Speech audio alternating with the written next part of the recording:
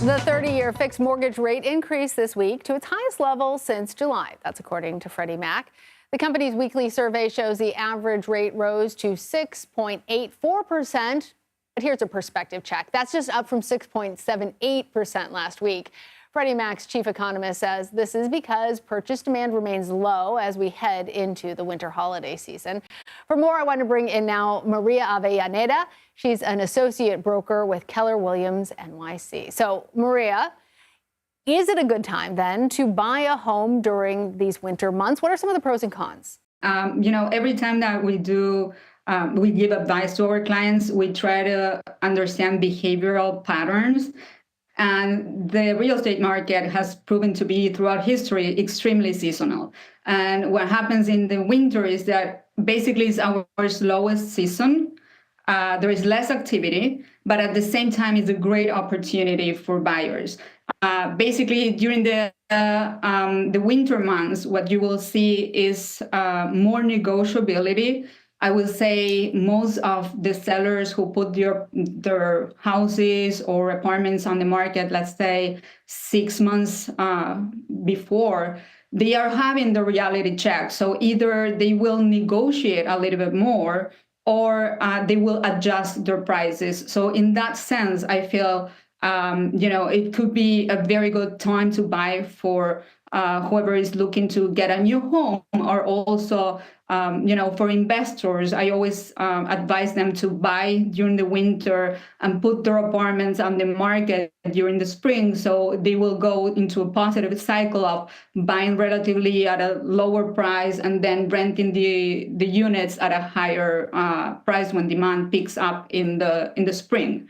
So smaller overall, I think.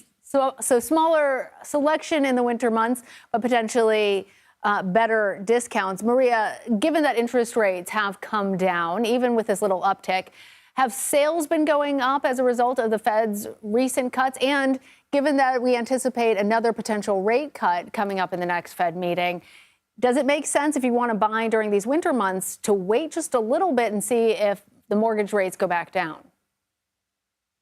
So what had happened is, like, obviously the rates went down, but banks are holding up. I think banks are waiting to see what will happen with inflation before lowering their own rates. So basically, there has been a change in interest rates, but there has not been a big change in the mortgage rates.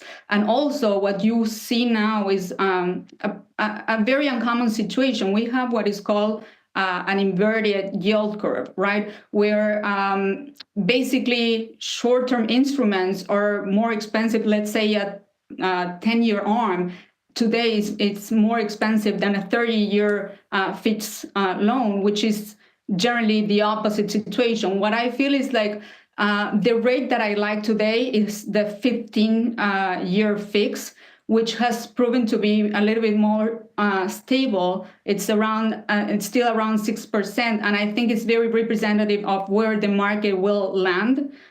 So I feel like people who can buy and purchase right now at this 15 fixed interest rates, mortgage rates, I think they will have very good opportunities because everybody's waiting, right? So if a lot of people are waiting at the same time, by the time that you react, you're going to be too late.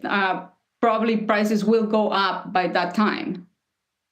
All right, Maria Avellaneda, really appreciate all of your insights into this. Sounds like if you are ready to buy, now might be just the right time for you. Thank you.